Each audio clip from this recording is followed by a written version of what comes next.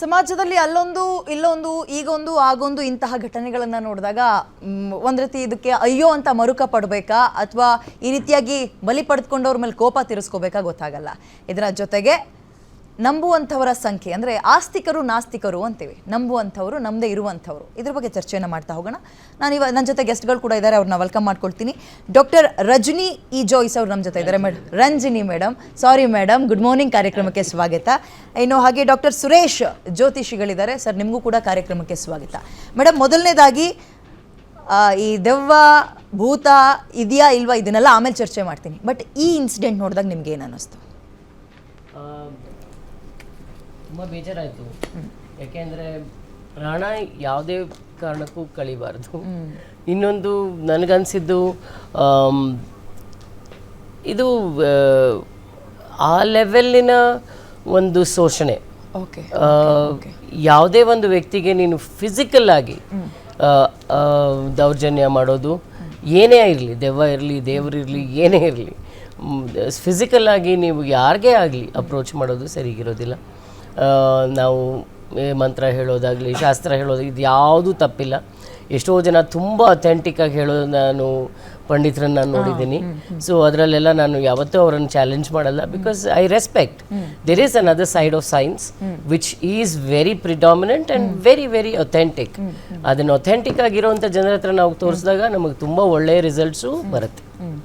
Okay sir, ನಿಮ್ಮ ಅಭಿಪ್ರಾಯ, ದೆವ್ವ ಬಂದಿದೆ ಆಕೆ ಮೇಲೆ, ಅದನ್ನ ಬಿಡಿಸ್ತೀನಿ ಅಂತ ಈ ಪ್ರಮಾಣದಲ್ಲಿ ಒಂದು ದೈಹಿಕ ಚಿತ್ರಹಿಂಸೆ ಕೊಟ್ಟು ಜೀವ ತೆಗೆಯೋದ್ರ ಬಗ್ಗೆ ನಿಮ್ಮ ಅಭಿಪ್ರಾಯ ಏನು?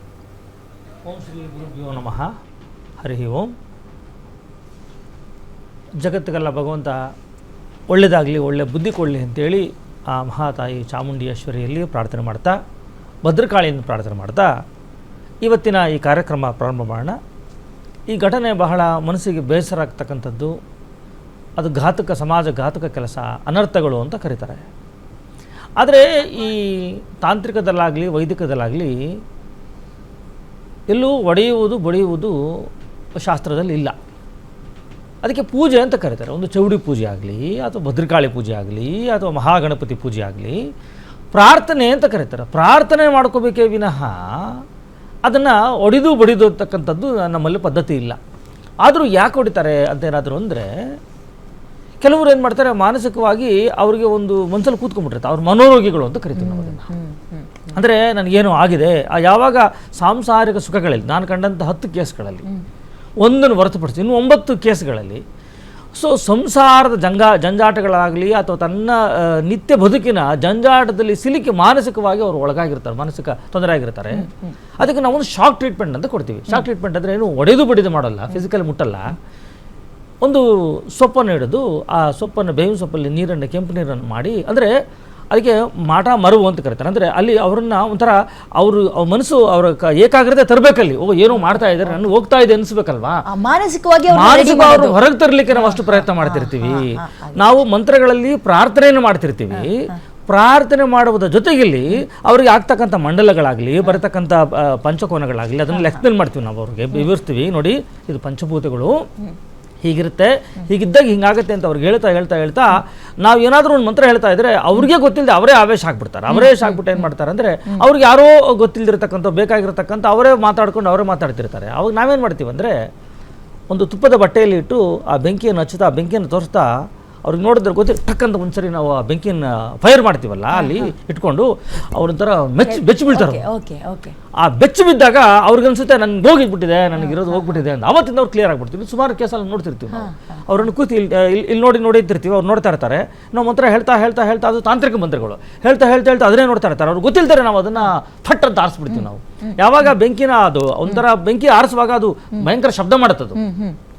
ಆ ಶಬ್ದದ ಮುಖಾಂತರ ಅವ್ರಿಗೇನಾಗುತ್ತೆ ಅಂದರೆ ಬೆಚ್ಚಿ ಬೀಳ್ತಾರೆ. ಅಥವಾ ನಾವು ಈ ಒಂದು ಕಟ್ಟು ಮಂತ್ರಗಳಲ್ಲಿ ಇದನ್ನ ಒಂದು ತಟ್ಟೆ ತಗೊಂಡು, ತಟ್ಟೆಯಲ್ಲಿ ಕೆಮ್ಮನೀರು ಹಾಕ್ತೀವಿ. ಕೆಮ್ಮನೀರಲ್ಲಿ ಬೇವಿನ ಸೊಪ್ಪಲ್ಲಿ ಅದನ್ನ ಹಿಂಗೆ ತಿರ್ಸ್ತಾ ಇರ್ತೀವಿ. ಅವರಲ್ಲಿ ಮಂತ್ರ ಮಾಡ್ತಾ ಇದ್ದಾರೆ ಅನ್ಸುತ್ತೆ. ಮಾಡ್ತಾ ಇಲ್ಲಿ ನೋಡಿ ಅಂತೀವಿ, ಅವ್ರು ನೋಡ್ತಿರ್ತಾರೆ. ನೋಡ್ತಾ ಇದ್ದಾಗ ನಾವೇನು ಮಾಡ್ತೀವಿ, ಫಟ್ ಅಂತ ನೀರನ್ನು ಅವ್ರ ಮೇಲೆ ಚಿಮಿಸ್ಬಿಡ್ತೀವಿ. ಅವಾಗ ಅದು ಬೆಚ್ಚಿ ಬೀಳ್ತಾರೆ ಅಂತ. ಯಾವುದೇ ಮಕ್ಕಳಿಗೆ ದೊಡ್ಡವ್ರಿಗಾಗಲಿ ಇದ್ದಕ್ಕಿದ್ದಂಗೆ ನೀರನ್ನು ಮುಖಕ್ಕೆ ಚಿಮಿಸಿದಾಗ ಅವರು ಬೆಚ್ಚಿ ಬೀಳ್ತಾರೆ. ಅಲ್ಲಿರ್ತಕ್ಕಂಥ ಬೊಂಬೆಗಳು, ಅಲ್ಲಿರ್ತಕ್ಕಂಥ ದೇವತೆ ನೋಡಿ ಅವ್ರ ಮನಸ್ಸಲ್ಲಿ ಅರ್ಧ ಭಯ ಬಿದ್ದಿರ್ತಾರೆ. ನಾವು ಎದುರಿಸಿದಾಗ ಅವರು ಅರ್ಧ ಭಯ ಬಿದ್ದುಬಿಡ್ತಾರೆ. ಆವಾಗ ಅವರು ಯಾವಾಗ ಬೆವರುತ್ತಾರೋ, ಮೆಟ್ಟು ಬೀಳ್ತಾರೋ, ಅವ್ರು ಹೊರಗಡೆ ಬರ್ತಾರೆ ಅಂತ. ಅವಾಗ ಏನು ಮಾಡ್ತೀವಿ ನಾವು, ಅವರನ್ನು ಪ್ರಮಾಣ ಮಾಡ್ತೀವಿ ಏನಂತ, ನಿನಗೆ ಹೋಗಿದೆ ದೇವ್ರ ಸಾಕ್ಷಿಯಾಗಿ, ಅವ್ರ ಮನೆ ದೇವ್ರ ಸಾಕ್ಷಿಯಾಗಿರ್ತಕ್ಕಂಥ ಎಲ್ಲ ದೇವರನ್ನ ಪಂಚಭೂತಗಳನ್ನ ಸಾಕ್ಷಿ ಮಾಡಿ ಅವ್ರ ಕೈಲಿ ನಿನಗೆ ಹೋಯ್ತು ಅನ್ನಿಸ್ದಾಗ ಅವ್ರಿಗೆ ಅನಿಸುತ್ತೆ ಅಂದರೆ ನನಗೆ ಹೋಗಿದೆ. ಇದು 2 ಟೈಪ್ಸ್ ಹೇಳ್ಬೋದು. ಒಂದು ಕ್ಲಿನಿಕ್ ಅಥವಾ ಹಾಸ್ಪಿಟಲ್ಗೆ ಬಂದು ಅವ್ರನ್ನ ಮಾನಸಿಕವಾಗಿ ಪರಿವರ್ತನೆ ಮಾಡೋದು, ಇದು ಆಧ್ಯಾತ್ಮದ ಮುಖಾಂತರ ಹೊರಗೆ ಮಾಡೋದು ಅಲ್ವಾ.